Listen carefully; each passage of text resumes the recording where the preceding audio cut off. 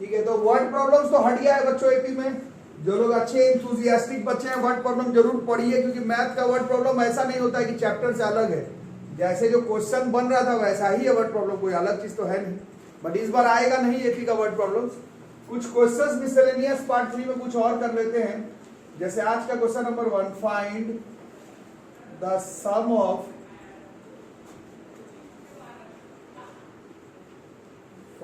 Some of all numbers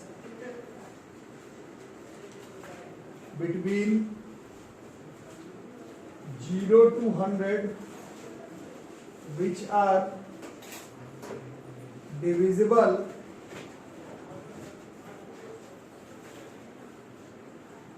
by 2 और 5। 2 से या 5 से। 0 to 100 है, मतलब 100 इंक्लूडेड है या नहीं है? है। 0 to 100, 100 will be included. Between होता तो हम नहीं करते।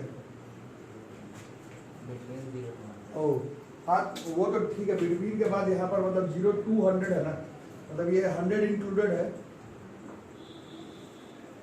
या फ्रॉम कर सकते हो। From 0 to 100 which are divisible by 2 और 5। 2 से कटे या 5 से कटे, 0 से 100 के बीच में है, और उसका सम निकालना है कितना। ठीक है, ठीक है। देखो, find the sum of all natural numbers from 0 to 100। ये नेचुरल नंबर क्वेश्चन में ऐड कर लेना। सिर्फ नंबर लिखोगे तो नंबर में तो पॉइंट उंट वाला, रैशनल, इरेशनल, फ्रैक्शन सारा नंबर हो जाएगा, फिर तो जुड़ेगा ही, है ना। नेचुरल नंबर है 0 से 100 के बीच में, जो कि किससे कटना चाहिए? 2 से या 5 से। ठीक है, 2 से कटना चाहिए या 5 से। अब आप लोग 10th में पहुंच गए, बताओ जो नंबर 2 से कटे या 5 से कटे। जो 10 से कटेगा वो दोनों में आ जाएगा। 2 से कटने वाले में भी आ जाएगा और 5 से कटने वाले में भी आ जाएगा। ये समझ में आ रहा है? यही क्वेश्चन में पेंच है। 2 से कटे या 5 से कटे, तो जो 10 से कटने वाला है वो जो एपी तुम बनाओगे 2 वाला, उसमें भी आ जाएगा। और जो 5 से कटने वाला एपी बनाओगे 10 से मल्टीपल, उसमें भी आ जाएगा। तो 2 बार जुड़ जाएगा एक्चुअली में। उसको क्या करना पड़ेगा? एक बार वाले में उसको माइनस करना पड़ेगा। जो 10 का मल्टीपल है 2 और 5 है, तो जो 10 का मल्टीपल है वो 2 वाले में भी चला जाएगा, वो 5 वाले में भी चला जाएगा। तो आपका जोड़ गलत आ जाएगा ना। 10 का मल्टीपल तो किसी एक में लोगे, या तो 2 वाले में या तो 5 वाले में। इतना काम करना है। पहले हम लोग इसमें 3 हिस्से में निकालना है। पहले 2 से वाला निकालेंगे। डिविजिबल बाय 2 वाला बताओ नंबर कौन कौन सा होगा? ये पहला 2 होगा, 4 होगा, 6, 8। ये 10 पॉइंट पर कर दे रहा हूं क्योंकि 10 ही पर पेज है। 10 वाला ही सब में आ जाएगा, सारा नहीं लिखेंगे। लास्ट टर्म इसमें कौन हो जाता है? 100 होता है ना। इस एपी का ए कितना है? कॉमन डिफरेंस कितना है? टोटल टर्म कितना है? ये 100 बाई 2 सीधा 50 हो जाएगा। जिनके भी देख सकते हो 50 होगा। इसका सम निकाल लेते हैं। सम ऑफ 50 n बाई 2, या फिर हाँ ठीक है, n by 2 a plus l था फॉर्मूला था ना, 2 प्लस 100, या फिर n by 2 2a plus n minus 20, same answer आएगा। तो चैप्टर ये क्लोजिंग हो गया है अभी। अब 25 इंटू 102 कितना आता है? ये 2600, 2550 आएगा। हाँ, 102 इंटू 25 50 आएगा। 25 इंटू 2 है ना, दिस इज 2550। ठीक है, अब किससे डिविजिबल वाला निकालोगे? अब निकालोगे डिविजिबल बाय 5। और बढ़िया क्वेश्चन है, और वर्ड प्रॉब्लम हट जाने के चक्कर में अब यही सब इंपॉर्टेंट हो गया। जो 5 से कटता है वो लिखो। ये 5, 10, 15, 20, 100। इसका ए कितना है? बी कितना है? टोटल टर्म कितना है? सीधा 100 बाई 5 20 हो जाएगा। डायरेक्ट गिनने का भी जरूरत नहीं है। इसको जोड़ेंगे तो n by 2 20 by 2, a plus l 5 plus 100, this is 10 into 105, this comes out to be 1050। यहाँ तक ठीक है। बट ये वाला नंबर आप देख रहे होंगे, ये वाला 10 वाला, ये वाला जो टर्म है 10 वाला, 10, 20, 30, 40, 50, 60, 70, 80, 90, 100, वो इस वाले टेबल में भी आएगा क्योंकि 2 से कटता है, और इस वाले में भी आ जाएगा क्योंकि वो 5 से भी कटता है। तो जोड़ में तो दोनों बार आ जाएगा ना। ये वाला टर्म जब जोड़ रहे हो तो दो दो बार करके आते रहेगा, तो इसको तो एक बार ही तुमको लेना, दूसरी बार वाला हटाना पड़ेगा। मतलब ये जो 10 से डिविजिबल है वो एक ही बार कंटिन्यू रखेंगे। पहले निकाल लेते कितना आएगा, ये आ जाएगा 10 20 100, इसका ये है कॉमन डिफरेंस है, इसमें टर्म भी 10 ही आएगा 100/10, और sum of 10 term n/2 10/2 a plus l 10 plus 100 5 × 110 this comes out to be 550। तो इसको जोड़ेंगे और उसमें से इसको माइनस कर देंगे अकॉर्डिंग टू क्वेश्चन। हमारा आंसर ये 2 से डिविजिबल है, ये 5 से डिविजिबल है, बट ये 2 के डिविजिबल में भी 10 वाला टेबल है, 5 वाले में भी 10 वाला, तो 2 बार उसको नहीं कंसीडर कर सकते, तो एक बार माइनस करना पड़ेगा। एक बार वाला माइनस होगा 3600 में से 550 माइनस होगा, this comes out to be 3050। ठीक है, नेक्स्ट क्वेश्चन लिख लो। If the first term of an AP is 2, एक एपी है उसका पहला टर्म 2 दिया हुआ है, and the sum of first 5 terms is equal to 1/4 of the sum of next 5 terms. Find the sum of first 30 terms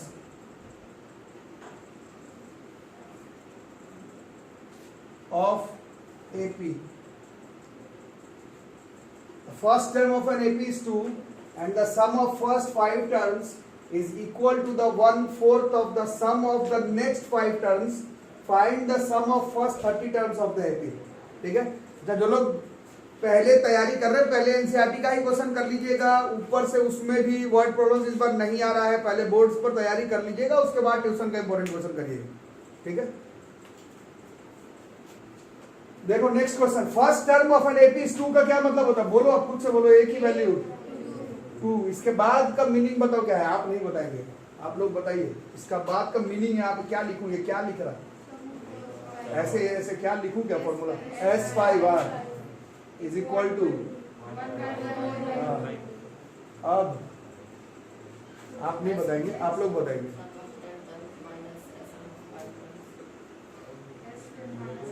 हाँ this is S10 minus S5, यहां तक समझे, फिर तो बना लेना चाहिए था।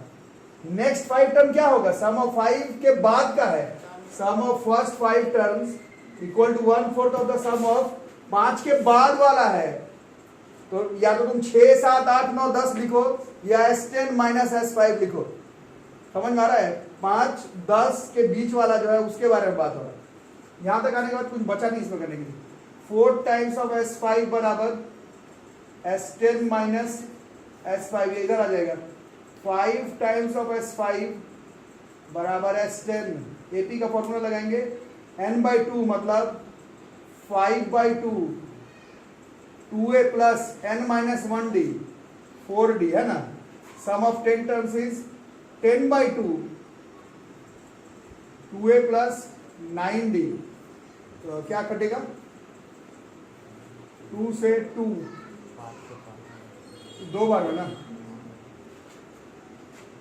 ब्रैकेट खोलेंगे, 10a 20d 4a 18d 6a minus 2d है ना, फिर ये बराबर माइनस डी है ना, ए का वैल्यू पता है हमें, 3 × 2 बराबर माइनस डी बराबर 6, so we can say d is equal to -6, d is -6, d minus से ए 2 है, अब कहानी खत्म है। सम ऑफ पहला 30 टर्म n/2 30/2 2a a पहले 2a प्लस n माइनस 1 तो 29, n 30 था, n माइनस 1 29, डी का वैल्यू -4, दिस इज 15 4 29 6 का कितना होता है 174 15 इंटू -170 70 से इसको मल्टीप्लाई करेंगे तो -2550, ये इस क्वेश्चन का आंसर है। ठीक है, इस बार एनसीईआरटी से ही क्वेश्चन आएगा। तो जिन लोगों को मैथ्स टफ लगता हो बाय चांस, पहले एनसीईआरटी पढ़ना, उसके बाद ही ट्यूशन टीचर जो क्वेश्चन बताया वो पढ़ना। पहले एनसीईआरटी को ही ध्यान से पढ़ना इस बार के लिए। बाकी जो लोग अच्छे हैं पढ़ने में मैथ्स, जिन लोगों को अच्छा लगता है उन लोगों को आइडिया होगा। मैथ्स बुक डिपेंडेंट नहीं होता, मैथ्स तो क्वेश्चन है। साइंस बुक डिपेंडेंट होता है, अलग अलग किताब देखोगे तो टॉपिक भी अलग अलग मिलेगा साइंस में। मैथ्स बुक डिपेंडेंट नहीं है, क्वेश्चन ही है, क्वेश्चन तो कहीं से बना सकते है ना। नेक्स्ट क्वेश्चन लिखो, if the sum of first 4 terms of an AP is 56। एक एपी है, इसका पहला 4 टर्म का सम 56 दिया हो, पहले 4 टर्म का, और अंतिम 4 टर्म का जो सम है वो 112 दिया हुआ है।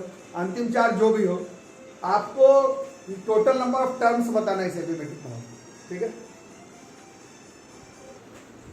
ठीक है, सम ऑफ फर्स्ट 4 टर्म्स तो हम लोग समझ ही रहे हैं। सम ऑफ फर्स्ट 4 टर्म S4 का वैल्यू कितना दिया हुआ है, ठीक है। थोड़ा और चालाकी से लिखते, वही चीज है बट उसको तरीके से लिखते हैं। पहला टर्म तो ए होता है, दूसरा टर्म a प्लस डी होता है, वही चीज है। तीसरा टर्म a प्लस 2d होता है, और चौथा टर्म a प्लस 3d होता है। इसका सम कितना है 56। 1 2 3 4 4a प्लस 3 कितना हो गया 6d बराबर 56। 2 के टेबल में कट गया तो 2a प्लस 3d बराबर 28। यही ना, सही काटा कि उल्टा पुल्टा कर दिया।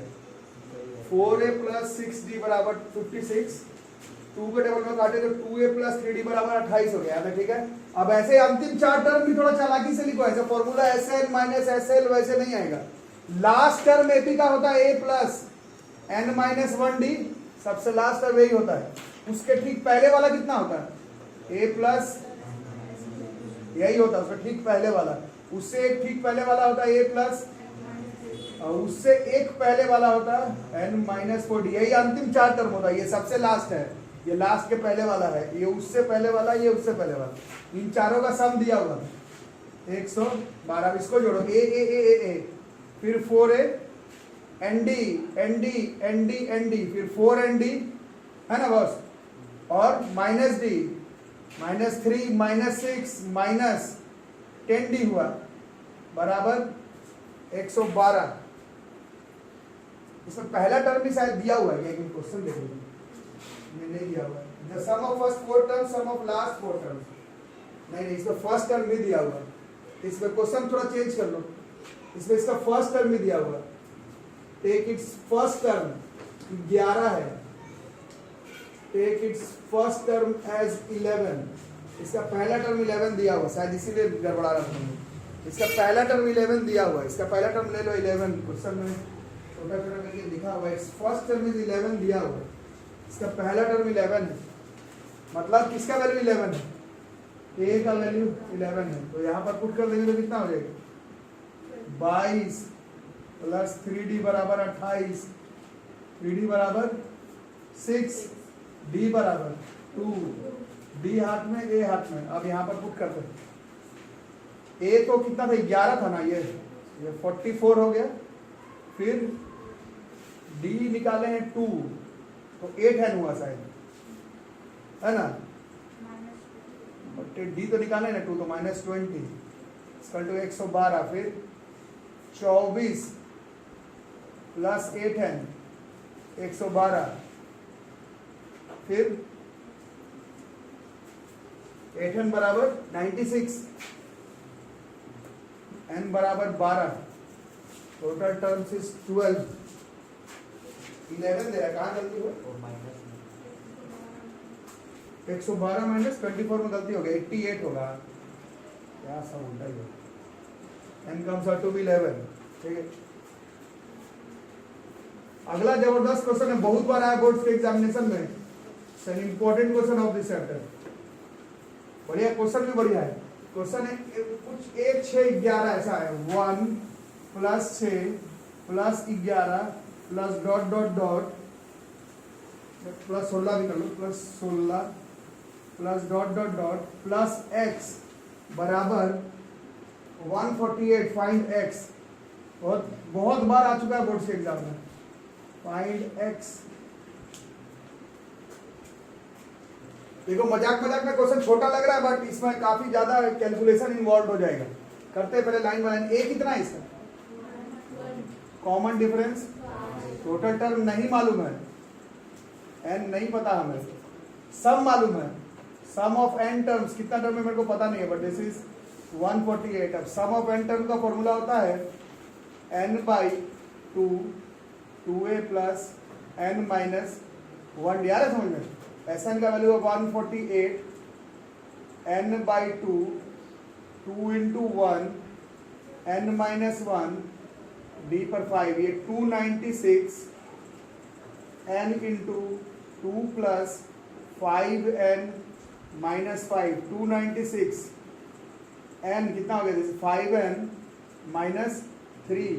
बोलोगे नहीं तो नहीं काम चलेगा ना। This is 5n square minus 3n, so this is 5n square minus 3n minus 296 बराबर 0। Now this is the quadratic equation, है ना। जो लोग क्लास किए हुए हैं उनको आइडिया है क्वाड्रेटिक इक्वेशन। या तो तुम स्प्लिट कर लो, स्प्लिट करने में दिक्कत हो तो क्वाड्रेटिक फॉर्मूला लगाओ। ये थोड़ा बड़ा टर्म है, हो सकता है स्प्लिट में दिक्कत हो सकता है दिक्कत ना हो, तो जैसे आपको ठीक लगे। जैसे मैं डायरेक्ट कर रहा हूँ बिना क्वाड्रेटिक फॉर्मूला लगा करके। आपको क्वाड्रेटिक फॉर्मूला इसीलिए पढ़ाया ही गया, डिस्क्रिमिनेंट फॉर्मूला। जरा भी स्प्लिटिंग में दिक्कत हो तो लगाओ। मैं डायरेक्ट स्प्लिट कर दे रहा हूँ। 296 गुना 5 कितना होता है? कितना? 1480 नहीं 296 इंटू 5 1480 1480 और वो 40 और 37 में आ जाता है। 40 और 37 है ना, माइनस हाँ माइनस 40 ले लेंगे बस, हो तो गया। 5n square minus 40n plus 37n minus 296 बराबर 0। 5n common, n minus 8 37 n minus 8, so this is 5n plus 37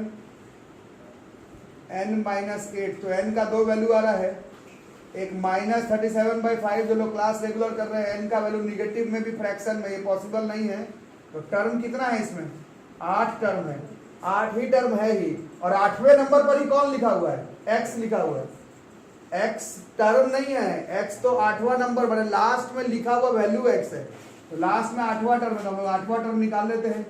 एक AP का 8वां term is a plus 7d, a का 1d नहीं निकाले क्या अभी? वो d तो है। This is 5, this comes out to 36 और 8 ही टर्म है तो 8वां नंबर पर ही x है, लास्ट टर्म x है। So this x comes out to 36। मजाक मजाक में ये लगता है एकदम आसान क्वेश्चन है बट ये क्वेश्चन फंस जाता है एग्जाम। चलो लेट Sn डिनोट्स, तो नहीं भी बोलता तो भी Sn से मतलब हम लोग वही लेते क्या? Sum of first n terms of an AP का सम है और there are sum of 2n terms बराबर 3 times of sum of n terms. Ratio निकालना है sum of 3n terms and sum of n terms, इसका ratio निकालना है कितना होगा। ठीक है, निकाल के देखो। चलो करो भाई, क्या दिया हुआ पहले बोलते रहो।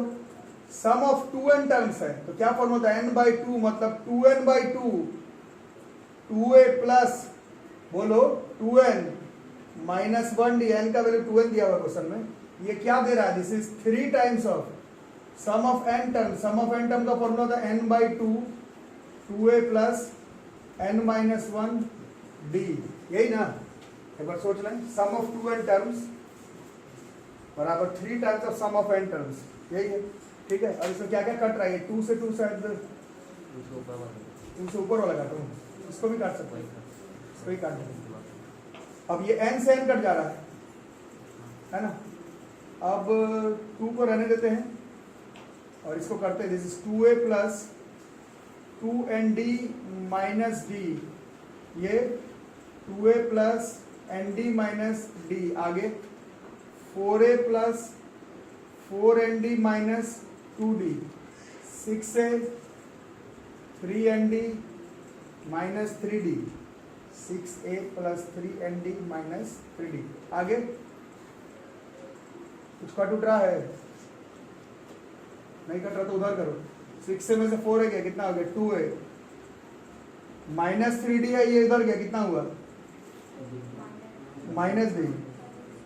और 3nd में से ये उधर गया तो माइनस इक्वल टू 0, यही ना। तो इससे 2a बराबर क्या लिख सकते हैं सीधा, 2a बराबर सीधा एन डी प्लस डी, ऐसा लिख सकते हैं। 2a बराबर एन डी, 2a बराबर एन डी प्लस डी, ठीक है। अब निकालना क्या है, sum of 3n by sum of n term का रेशियो। सम ऑफ 3n का मतलब क्या होता है, बोलो 3n by 2, 2a plus 3n minus 1 D, यही ना। और sum of n terms is n by 2, 2a plus n minus 1 D. n से n कट जाता, 2 से 2 कट जाता, कितना बचा, 3 इंटू 2a प्लस बोलो 3n डी माइनस डी, नीचे सिर्फ 2a plus n d minus d, but 2a का वैल्यू निकाला हुआ है यहाँ पर, एन डी प्लस डी है ना। 2a के जगह पर क्या पुट करेंगे, 2a के जगह पर एन डी प्लस डी, एक है 3ND, एक है माइनस डी। फिर से बोलो 2a के जगह पर, फिर से 2a के जगह पर एन डी प्लस डी, ये अपना है एन डी, ये माइनस डी, ठीक है। डी से डी कट जाता है, इधर भी डी से डी कट जाता है। आप बोलो कितना हुआ, 3ND 4ND इंटू 3, नीचे ND ND 2ND, ये कट गया, ये 6 बार में कट गया। This comes out to be its answer, इस क्वेश्चन का आंसर हो जाएगा 6, ठीक है। तो हाँ रेशियो तो 6/1 लिख दो, 6:1 हो जाएगा, ठीक है। नहीं तक रहेगा, पूरा चैप्टर हुआ नहीं, ऐसे तो हो ही गया है। कल एक क्लास और ले लेंगे तब ये पूरा चैप्टर जो है खत्म हो जाएगा। बट पहले मेरा पर्सनल एडवाइस है, पहले एनसीईआरटी का सारा क्वेश्चन, सारा एग्जाम्पल इस बार के लिए ज्यादा जरूरी है, पहले वो बना लेना, उसके बाद ही ये सब बनाना, ठीक है।